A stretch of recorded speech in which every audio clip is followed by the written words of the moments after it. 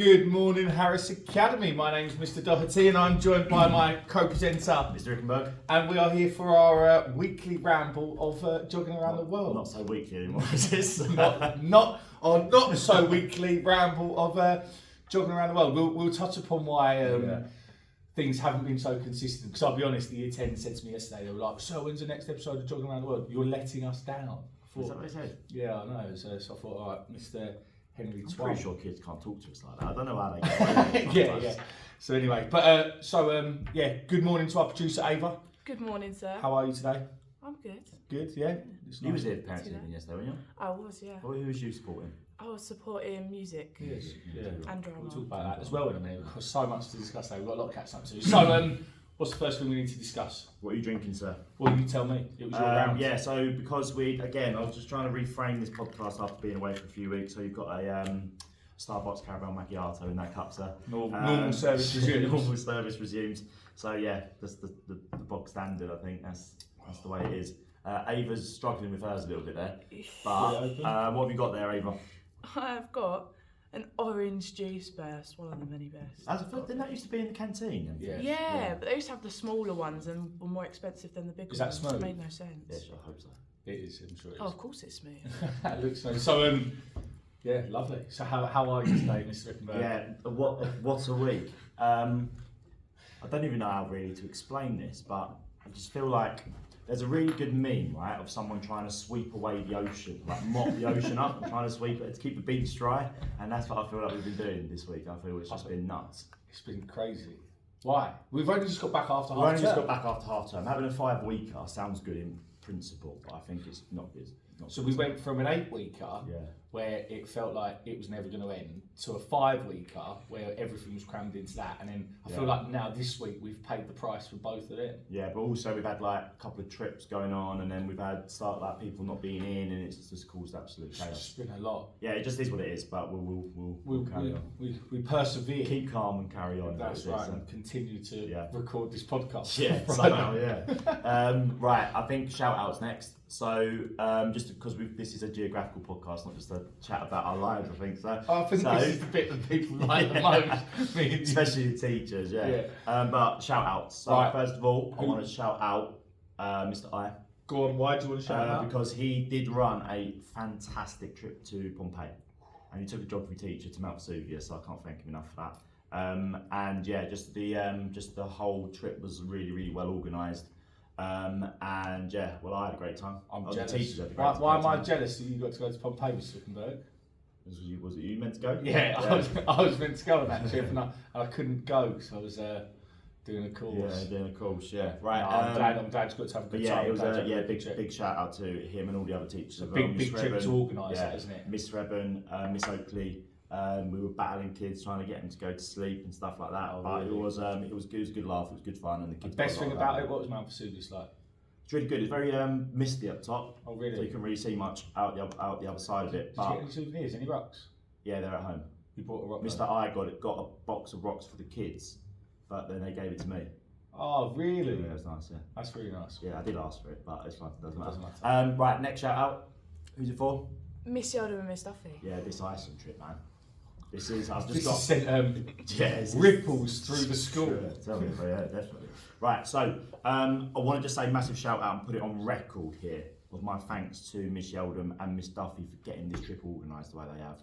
Because in the last week of half term, on the Monday, on the Tuesday, there was no Iceland trip. By Friday, letters were sorted. Right, it's unbelievable how quickly this was sorted out. And then the uptake. Yeah, unbelievable. It was so insane that the 40 spots for the trip went in a day, and I had so many people talking to me about it last night, which we'll touch upon why that was last night. But I think it's come to the point where they're having to reevaluate whether they can either do another trip or make more spaces. Well, the spaces aren't possible, so we're might have to make another trip. I think, off the top of my head, I think that's the case. But well done to them for organising that, and also the Walton trip. And if anyone is interested, do send an email to Miss Yeldham, myself, Mr. Rickenberg, and Miss Duffy, just to get yourselves on that reserve list. Yeah, just to get yourself on the reserve list. But we've got our very own producer. He's going to be a nice correspondent out in Iceland for us. So, Ava, you going? Yeah, of course I'm going. Ah, yes. Yeah, so we can get some news back, and also from yourself as well. We'll be amazing. on that Iceland trip. Oh, am I allowed to go on that one? Yeah. Right. But who's next? Mr. Amofa. Yes. So This is cool. this is so cool. So Sunday night, Yeah. Mr. Rickenberg sends me a picture, and I was like, "Why does he send me that?" Like, it wasn't strange that he was sending me a book, but the title was Wealth, and I looked at the name. It's Mr. Mofer written a book. Wicked. So I collared him in the corridor and was like, "Well, you've written a book." He was like, "Yeah." Big grin on his face, and he said it took him like 6 years to write. It's just been released, and he said he's doing really well. Yeah, we're gonna hope for maybe next podcast. Tuesday's payday, so we might be able to we might be able to. Our budgets might be Yeah, able to we'll stretch. go halves on it. But yeah, there'll be a nice book just to show off because we want to show off what our staff are doing here as well. So his book will be sitting It's there. amazing. And then what was your comment? That's no wonder he can afford these nice cardigans. He wears to work every day. He does dress very well. He does doesn't dress really I smart. think yeah. he's. Don't tell Mr. Sarni this, but I think he's best dressed I think in he's school. good as well, always smart looking. Isn't he? Always, but Yeah. we won't tell Mr. Sarni No. that. Next Who's podcast. Next step. Shout out. Mr. Bridges. Yeah, this is from last week. So we've all dressed. Last time we did a podcast was absolutely shambolic, to be honest.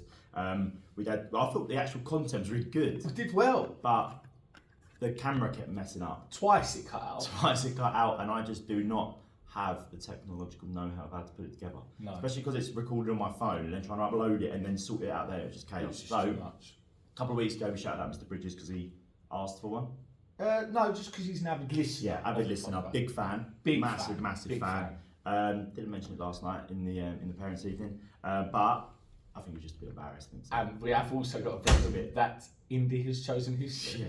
So, But it doesn't matter. We don't mind No, as long don't as mind. she's happy. That's the main Yeah, thing. that's the main thing. Yeah. Yeah. But we were not happy yesterday when we left work. But we'll leave it at that. yeah, we'll leave it. Yeah, we'll leave it. So Yeah. there's Mr. Bridges' shout. He Yeah. definitely He deserves deserves one. one. And finally, Harris Wimbledon. this is yours. All yours. So this goes back to the previous podcast when we were away on our trip in Dorset, and there was a student from Harris Wimbledon there who was a huge fan of the podcast, and his name is Lawrence. So he deserves a shout out, definitely, because Yeah.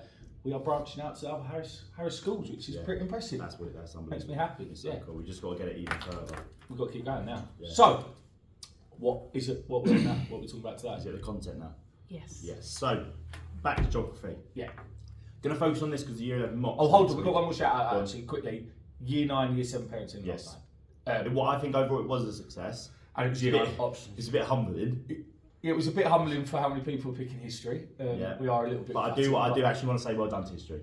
Yeah, history have done really well. We are going to shout out history because we've lost that whole rivalry of history. We love Yeah. history, and they as a team they are absolutely smashing it. They've done really Yeah. well, and they deserve.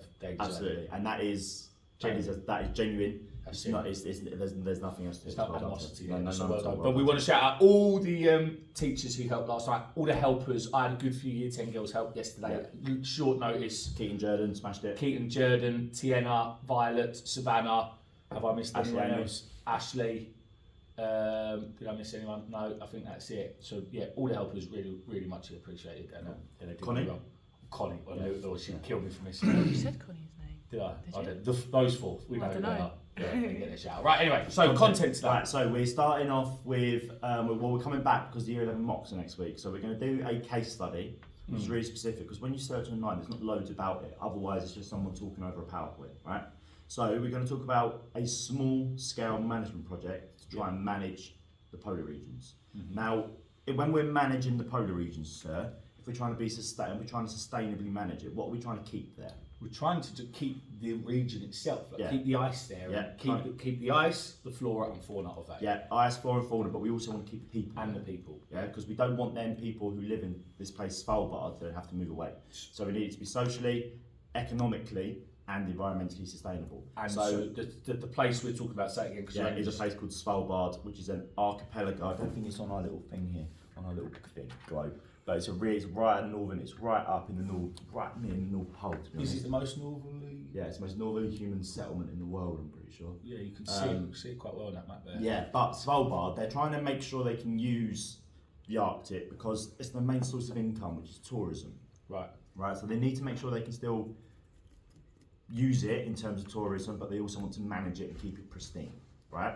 So it's only going to help on a really local scale. It's not going to stop global warming from happening. It's not going to stop the ice in Antarctica melting. It's not going to stop anything like that. But what it's going to do is going to allow them to use it. It's going to keep their area as pristine as possible, and also it's going to ensure that the ice stays there. It's going to ensure that the flora and fauna are nicely protected, and it's going to ensure that they can continue earning an income. Yeah. Yeah. So sustaining that community as well. Yeah. So Svalbard as a whole, they limit the amount of tourists that can come every single year, but they keep it still quite high. But the place in particular that's got a lot of focus is this place called Ny-Ålesund. Right. It's a very, very small part of Svalbard.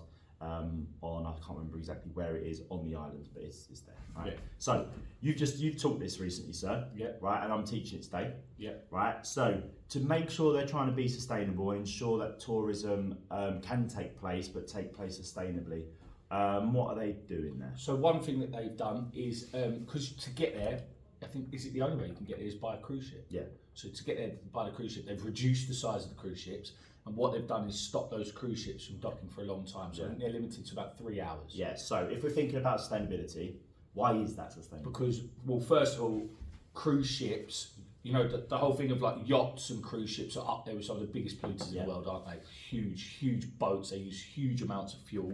So reducing the size of that reduces the size of the fuel tank that's needed, the amount of fuel it's used, and then obviously will reduce spillages and stuff like that. Also, these things, the bigger the boat, the more chance it has of hitting wildlife. Yeah. Lots of whales get killed by boats And travelling on also the like oceans, carving up the ice and stuff. carving like up the ice, and even like noise. Yeah.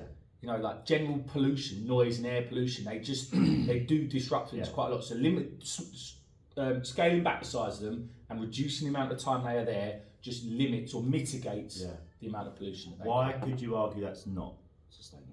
Because the boat's still going there. The boat's still going there. It's reduced the amount of the reduced size. So there's two options here. Either less people can go, meaning less income, or they're just going to send more boats. Exactly. To make up the same amount of numbers. So a couple of boats in a day rather than one big boat. Exactly. You know So then what does that potentially then counteract the sustainability of it? Only docking for 3 hours, people might think what's the point? Yeah. So then that could be an issue as well. So you've got the fact that the boats are shrinking. There's positives and negatives to that method of sustainability. Overall, I'd say it probably is sustainable. Yeah. More than anything. So that makes sure that the ice stays there as much as possible, because you're not disrupting, you're not impacting the albedo effect and making the ice dirty or anything like that. And also, I think with the noise and the sound pollution, it helps with the wildlife element to it. As carrying on with the wildlife element to it, when they get to this place in the Ålesund, how far are they allowed to walk around? 1.5 kilometres. 1.5 kilometres. Why is that sustainable? Because it just reduces, like, quite literally footpath erosion, Yeah. how far these tourists can travel, reduces the amount of litter they can drop, and just the general disruption of wildlife. Yeah, so it keeps the rest of it as pristine as possible. And when you look at the footage, the video in the lesson, the footage of that place it is like it's untouched. Yeah. I know there's not many places left in this world that are untouched, are they? But that place there, when they go walking, you're like, oh wow. So the idea of that sort of perimeter of 1.5k is to keep it to keep the tourism contained. Yeah. And if we think about the unsustainability of that, again, people might say, is that all I'm seeing? 1.5 kilometres is a mile, so it's a mile route. It takes about 20 minutes to walk around. And the other thing is as well, I sort of mentioned it to you, you're relying on human nature. You're relying on people to abide by the rules. Doing what they're meant to do. You know, and that sometimes can throw up problems. Yeah, and also unsustainability as well. If they're not doing what they're meant to do, some of these polar regions got some dangerous animals out there. So then that leads to the next point. It's like if you do wander off, Yeah. so all the locals, when you go wandering, you have to take a gun. Yeah. You said you have to, don't you? They said you have to take a gun. Because I think it's just... And if you're a tourist, you go with someone who knows what they're doing. Yeah. And I assume that means they know how to shoot. Yeah. And What was it? I think I've polar said- bears, and polar bears is what they're I think I've said this on the podcast before, but there's a saying, right? If it's brown, lay down. Yeah. If it's black, fight back. And if it's white, good night. It really is that it? Because the polar bears, are they the most vicious? Yeah. And I think we've seen the same video where...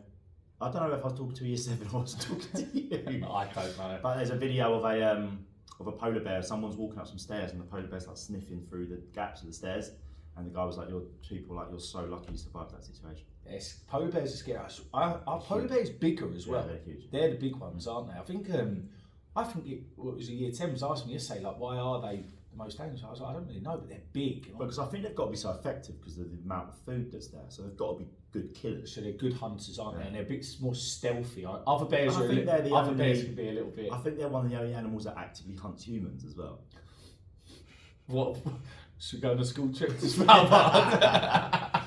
So anyway, so right, I think we're slightly digressing, I mean, but we're talking about sustainability. So yeah, I think to be fair, if we just stick to those 2 points, I think that sums up. Right. Let's quickly read. So, when you go to Svalbard, they now go there in smaller boats. That's sustainable because they're using less fuel. They're less sort of environmentally damaging because they're not carving up ice. They're also not maybe discolouring the ice and making it dirty, so it is easier to melt. Yeah.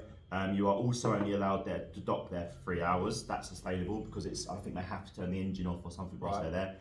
So again, that's stopping all that pollution, all that emissions coming out the back of the boat. That's sustainable because it's less harmful to the ice, and we don't want to reduce the amount of ice that's there.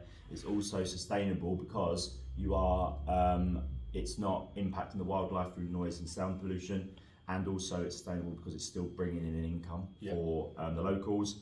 Unsustainable elements of it could reduce the overall number of tourists, which could then impact Svalbard economically, could impact then its GDP and the locals as well.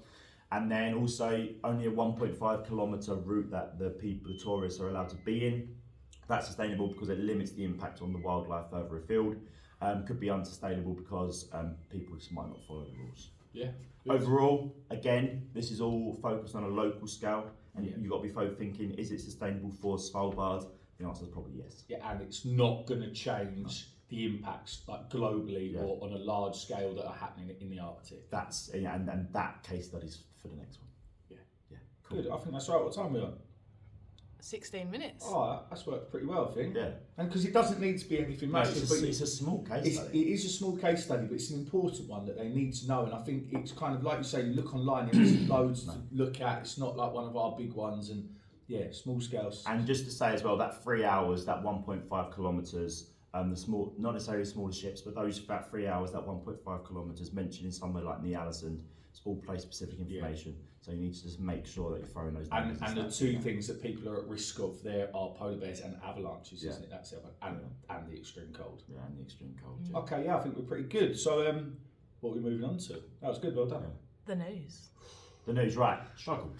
Geographical news ain't really hitting the headlines. So, do you know what the news at the minute is? There's a lot about the increase in prices of things. So potatoes have gone up in price too. Yeah, the guy was basically saying like your best bet's to buy baking potatoes. And then the woman on the radio was like, oh yeah, so people can mash them for their Sunday roast. And it was like, sorry. And then she come back on the radio and apologised. But so what I'm hearing a lot on the way into work at the minute is a lot of like inflation. That's a big thing. But Sainsbury's, go on. petrol price now 141. Is that for half term? It was 134. Really? It's gone up nearly 10p. Yeah. Terrible. Cost of living. So what have we got as the news? So I found something on the news where it was the UK has left a treaty or an organisation where energy companies can sue the government for lost profits, right? So how this was even a rule in the first place, I don't know. So they're part of a treaty. So they've actually signed up to this, where like if we say, look, well, you need to reduce the amount of oil, or you need to increase the amount of oil, but you need to do it sustainably. They're going, look, that's going to cost us more money, that's going to hit our profits, so we're going to sue you. So now the government have pulled out of that deal because they're like, what sense does that deal even make? So it's quite a good news. I think it's quite a good news story, to be honest. So the UK's pulled out of this energy deal, so now the energy companies can't sue the government for not making as much money as they could have done. Crazy. I was watching, I think it was on Facebook yesterday. I was watching it, and the head of British Gas was like, how much? They're like, how much profit did you make last year? And it was like, we made about before taxes £3.2 billion. They were like, okay. And they were like, how much was your salary, including bonuses? He was like, oh, my salary was 4.5 million. Right, and he was like, I can't. Yeah, he was like, and he said, and that salary was unjustifiable. So the newsreader was like, so why did you let yourself earn it?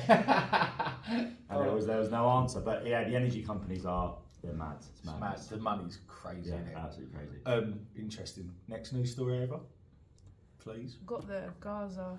So this is getting. We keep coming back to this. I think that'd be great not using my assembly now, so it keeps going on. I bet they do, because it really is like, and it's getting to the point now. It's like desperate. So basically, what's happening is they were saying it this morning, that they said that like Hamas have an option of like either releasing the hostages and hoping that the Israelis don't invade Rafah, which is the last town left, where everyone was told to go to. 1.1 million people in that town are currently displaced into that town, and they are hiding. So where they said, look, you need to go south towards Egypt. That's where they're now. Because they're saying that there's like battalions of fighters. That's where the last of the Hamas are there, sort of hiding out. So it's like if that goes, then that really is like pretty much the end of it, I think. And I think it's looking at they're trying to move people over to Egypt. So it's really tense. And there was a UK aid plane left and flew over and dropped aid via helicopter because the UN have had to pause it because there's so much looting and gunfire going on. And it's like, well, yeah,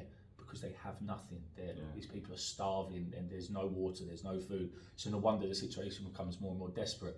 But it kind of links to our government, which we don't talk about too much in this podcast. It's not a political podcast at all, but they basically were trying to come up with a humanitarian ceasefire, and between the parties, they ended up basically all just falling out of each other. Yeah, so the government is they want a sustainable ceasefire. Yeah. Then the SNP said they wanted a ceasefire. They want the ceasefire, yeah. And then Labour come in and said they want an immediate ceasefire. So they've all said the same thing, but different words. And the wording's apparently really important, apparently.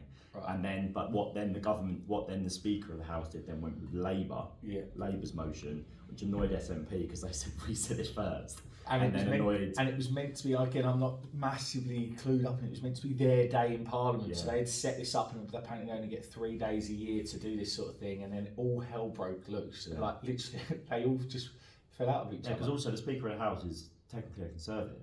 No, Labour. Is he? Yeah, he was Labour. Yeah, that's what he was. He used to be a Labour MP. So that's why I thought he was someone who's maybe not. Yeah, he used to be a Labour MP, but he was good for being like impartial. It's just the whole thing is just very complicated. It's a little bit like, so did anyone come to a conclusion on how to help Gaza? And it's like, oh no, we didn't. No. So it just sums it all up, really, doesn't it? Yeah. So next thing, weather. Can I actually add something to the news? I found something I thought was quite cool. So basically, there's been a new full-on fossil found, but they've just been calling it a dragon because they don't know what it is. Oh, what? And it looks so cool. So it's nice to have a bit of positive news, actually. Let's see. Oh, what? That looks like the Chinese things that they go around. Yeah, the Chinese dragons. That's wicked. I wonder what that is. Is that why they're calling it a dragon? Yeah, just for the listeners and the watchers, to be fair, because you can't see it, but we can. We've got something that looks like Chinese New Year. Yeah. When they bop around one of those dragons. It looks like that. It's got a really long, skinny neck, and then it's got a really fat body. It's really long, and it's got a really long tail, so it generally does look like one of those dragons. And the feet as well at the bottom. It's wicked. You need to look that up, guys. That's a really, really cool. Yeah, that's on BBC. And quickly, another thing I saw that's a bit positive. We'll try and finish on some positive news. It wasn't a rocket, but what did the guy call it on the radio today? Can't remember, but something landed on the moon this morning. Yeah. Oh. Yeah, and they're in search for water. They're looking for frozen water on the south part of the moon. And the lady said, if we can find that water, it means we have to transport less to space, so we can give astronauts water and they can extract oxygen and hydrogen. Yeah, that's cool. So it's the first landing from America on the moon in 50 odd years. Yeah, they do say that if we find something, if we land on a comet, that's our energy problems fixed for forever. That's our Tim Marshall there, isn't it? Yeah, interesting. Okay, have we got geographical fact? We have got geographical fact. I was panicking for a second. It's from Wild. He's been. Is Wild back on it again? I think he's been saying it for since the start. I think this one. I haven't used it, and I think I might have used it for. Although did we do the? I'll do two because I don't know if we've done the other one. So okay. So I'll tell shout out Wild then. Yeah, shout out Wild. Bhutan. Yeah. Is the only carbon negative. I think we've had this one. Have we? I think so. But anyway, so was it not on the glacier one though? It was because that's when. All right, yeah, go on. Sorry, go on. So we've got the glacier one, and then I think we've got. So say it again. Bhutan, which is a country in Asia, is the only carbon negative country in the whole entire world. That's amazing. It's so cool. I think it uses because it's got loads of melted glaciers. It's got loads of hydroelectric power. It's pretty cool. Yeah, and there's actual rules that they can't pollute and do some sort of stuff. I'm not sure. The other one's the Sweden one, but I think we definitely had that one before. Yeah, what about all the islands? Yeah, we've 200,000 islands. Yeah, so we just need to. Because we just don't know whether we're coming or going. So we'll start fresh after next week. So can everyone comment good geographical facts, please? Help us out a little bit here because we always have about 5 minutes to plan this. If that on a Friday. We don't have 5 minutes plan. We give ourselves 5 minutes to plan it. Right. Weather. It's not a weather forecast, sir. It really isn't, but look at those clear blues. Have you noticed it started being lighter in the mornings? Yes, No, I only noticed it this morning, actually. First time I noticed it this morning. Yes, because you're not here early enough. That's No, why. I noticed it Monday morning, it was a bit lighter. Then Tuesday I came about a little bit later, 7, and it was bright. Because the first time I've had a clear head driving into school. yeah, it was able to notice. But yeah, some CBs out there today. I don't know what the weekend's got in store for us. The weekend, rain. It was meant rain. Oh, it was meant to be sunny. It rained loads yesterday as well, didn't it? It was really heavy rain. Cool, yeah. Only really so what's the weather saying for the weekend? Just rain. 9 degrees, 8 degrees. That's rubbish. That's rubbish. I've experienced cold though. Stockholm's wicked. I didn't didn't even ask Ava what New York was like. Very quickly, go on, Ava. Tell us a couple of quick things about New York. So Ava went to New York in half term. For those of you who didn't know. Well, yeah, it was great. Yeah? What was your favourite thing, or what was the thing you would take away the most? Well, because this is a geography podcast, it was the first snowstorm for 2 years. Oh, you said snowstorm? Yeah, when I went out there, yeah. And were you wrapped up nice and warm? Oh, yes, it's cold when you walk down them streets because of all the, it's almost like wind tunnels, isn't it? Yeah, but because of the way, they're adapted. Because I was in Long Island, and then we'd go over, take the subway. But if you'd gone to New York, it didn't even look like it snowed. Really? No, and it was 7 inches of snow. Wow, right. So they were they're that prepared, right? It's just it's like rammed there though all the time, isn't it? It's like loads of people, so many people there all the time, do you know? Sunday was crazy. It's so busy, yeah. Sunday was mad. It's like London on steroids. Yeah, pretty much. What about you, Stockholm? Stockholm's good. Cold. And on Thursday couldn't see a thing, so it was dense fog. Friday it rained all day, and then Saturday it was freezing cold, but some CBs there. And generally really, really cool place. I felt like a burden, which I absolutely love. Yeah, you ain't got people like ushering you into restaurants and stuff. Cool. You can come in if you want. It was more like that sort of vibe. My half term wasn't quite as glamorous as you two. I went to the north of England. Yeah, get in. Yeah, I spent some time up north with some friends and friends, not family but friends. Yeah, it was good. Right, okay, that was a bit of a hodgepodge, wasn't it? But it was a bit more of a conversation, but I think people like it. They don't really care about the geography side. Right, amazing. Ava, thank you so much. Have a lovely weekend. Restful weekend, you too, sir. Yeah, get some rest, mate. Oh, we will do. Yeah, cheers.